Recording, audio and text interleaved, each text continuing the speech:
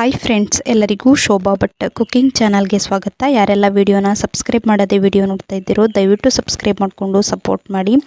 ಇವತ್ತು ನಾವು ಅಕ್ಕಿ ಉದ್ದಿನ ಬೇಳೆ ಹಾಕದೆ ಯಾವ ರೀತಿ ರವೆ ಇಡ್ಲಿ ಮಾಡೋದು ಅಂತ ನೋಡುವ. ತುಂಬ ಸಿಂಪಲ್ ರೆಸಿಪಿ, ತುಂಬ ರುಚಿಯಾಗಿರುತ್ತೆ, ಆರೋಗ್ಯಕ್ಕೂ ತುಂಬ ಒಳ್ಳೆಯದು.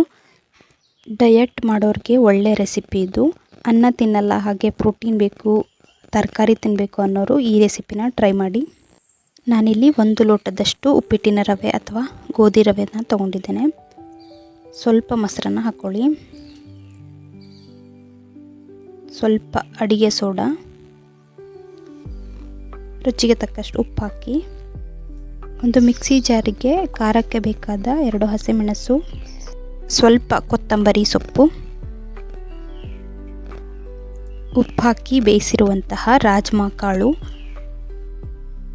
ನೋಡಿ, ಈ ರೀತಿ ಬೆಂದಿರಬೇಕು.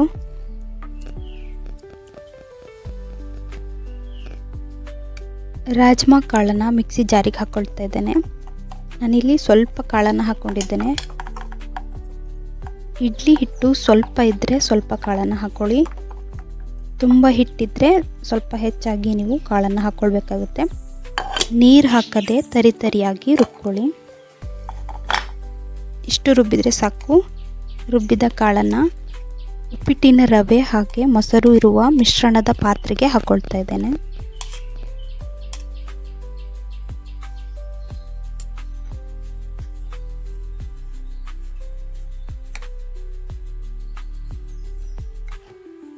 ರವೆ, ರುಬ್ಬಿದ ಕಾಳು ಎಲ್ಲ ಚೆನ್ನಾಗಿ ಮಿಕ್ಸ್ ಆಗಬೇಕು. ಸ್ವಲ್ಪ ನೀರು ಹಾಕಿ ಈ ರೀತಿ ಚೆನ್ನಾಗಿ ಮಿಕ್ಸ್ ಮಾಡ್ಕೊಳ್ಳಿ.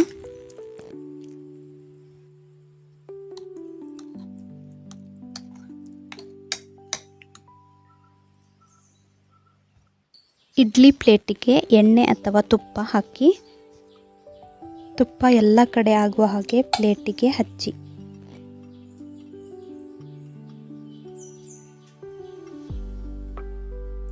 ಇಡ್ಲಿ ಹಿಟ್ಟನ್ನು ಪ್ಲೇಟಿಗೆ ಈ ರೀತಿ ಸ್ವಲ್ಪ ಸ್ವಲ್ಪನೇ ಹಾಕ್ತಾ ಹೋಗಿ.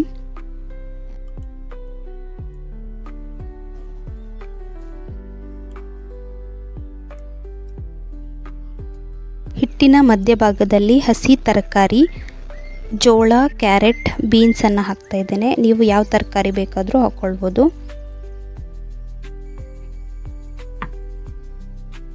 ಮತ್ತೆ ಮೇಲಿಂದ ಇಡ್ಲಿ ಹಿಟ್ಟನ್ನು ಹಾಕ್ತಾ ಇದ್ದೇನೆ. ನೋಡಿ, ಈ ರೀತಿ ಹಾಕ್ಕೊಳ್ಳಿ. ಹಿಟ್ಟು ಗಟ್ಟಿ ಅನಿಸಿದರೆ ನೀವು ನೀರು ಕೂಡ ಹಾಕ್ಕೊಳ್ಬೋದು ಹಿಟ್ಟಿಗೆ.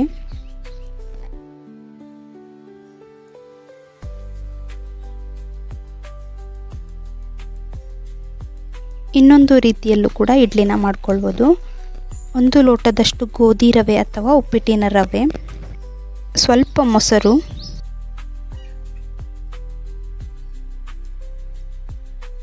ರುಚಿಗೆ ತಕ್ಕಷ್ಟು ಉಪ್ಪು,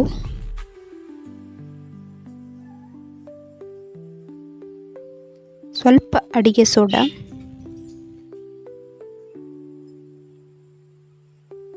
ಈ ರೀತಿ ಚೆನ್ನಾಗಿ ಮಿಕ್ಸ್ ಮಾಡ್ಕೊಳ್ಳಿ.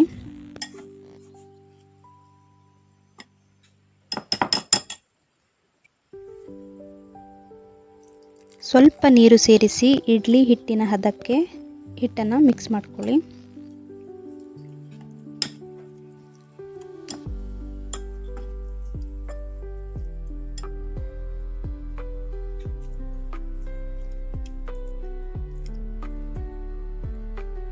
ಸಣ್ಣದಾಗಿ ಕತ್ತರಿಸಿದ ಬೀನ್ಸ್, ಕ್ಯಾರೆಟ್, ಜೋಳನ ಒಂದು ಪಾತ್ರೆಗೆ ಹಾಕ್ಕೊಳ್ತಾ ಇದ್ದೇನೆ.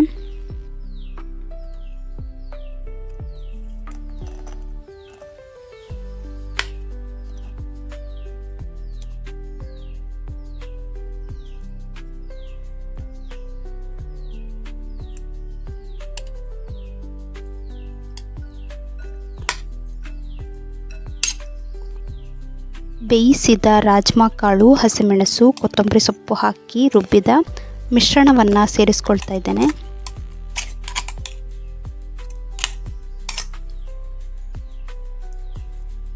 ಈ ರೀತಿ ಚೆನ್ನಾಗಿ ಮಿಕ್ಸ್ ಮಾಡ್ಕೊಳ್ಳಿ.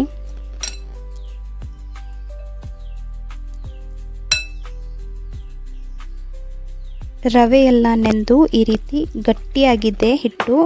ಈ ಹಿಟ್ಟಿಗೆ ಸ್ವಲ್ಪ ನೀರು ಸೇರಿಸಿ ಚೆನ್ನಾಗಿ ಮಿಕ್ಸ್ ಮಾಡ್ಕೊಳ್ತಾ ಇದ್ದೇನೆ.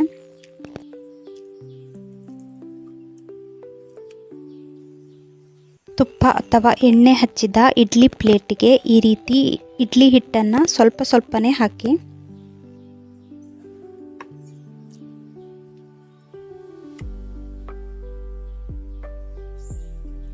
ಹಸಿ ತರಕಾರಿ ಹಾಗೆ ಬೇಯಿಸಿ ರುಬ್ಬಿದ ರಾಜ್ಮಾ ಕಾಳಿನ ಮಿಶ್ರಣವನ್ನು ಹಿಟ್ಟಿನ ಮಧ್ಯಭಾಗದಲ್ಲಿ ಈ ರೀತಿ ಹಾಕಿ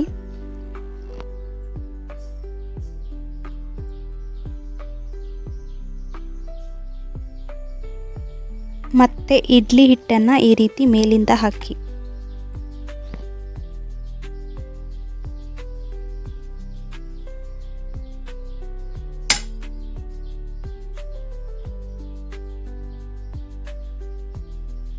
ಎರಡು ರೀತಿಯ ಇಡ್ಲಿ. ಇದನ್ನೀಗ ಒಲೆ ಮೇಲೆ ಇಡ್ಲಿ ಪಾತ್ರೆ ಇಟ್ಟು ಪಾತ್ರೆಗೆ ಸ್ವಲ್ಪ ನೀರು ಹಾಕಿ ನೀರು ಚೆನ್ನಾಗಿ ಬಿಸಿ ಆದಮೇಲೆ ಇಡ್ಲಿ ಪ್ಲೇಟನ್ನು ಇಟ್ಟು ಇಡ್ಲಿ ಪಾತ್ರೆಗೆ ಮುಚ್ಚಳ ಮುಚ್ಚಿ ಹಬೆಯಲ್ಲಿ ಚೆನ್ನಾಗಿ ಬೇಯಿಸ್ಕೊಳ್ಳಿ.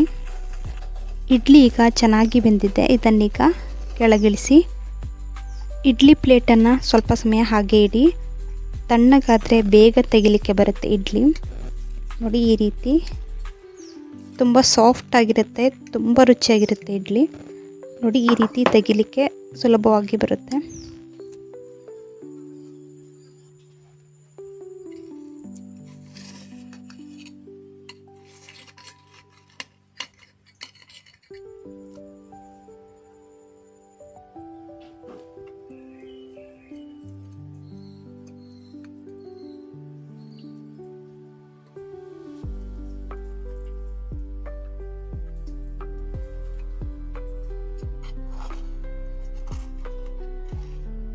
ಇನ್ನೊಂದು ರೀತಿಯ ಇಡ್ಲಿ, ರಾಜ್ಮಾ ಕಾಳನ್ನು ಇಡ್ಲಿ ಹಿಟ್ಟಿಗೆ ರುಬ್ಬಿ ಹಾಕಿ ಮಾಡಿದಂತಹ ಇಡ್ಲಿ ಇದು ಕೂಡ ತುಂಬ ರುಚಿಯಾಗಿರುತ್ತೆ.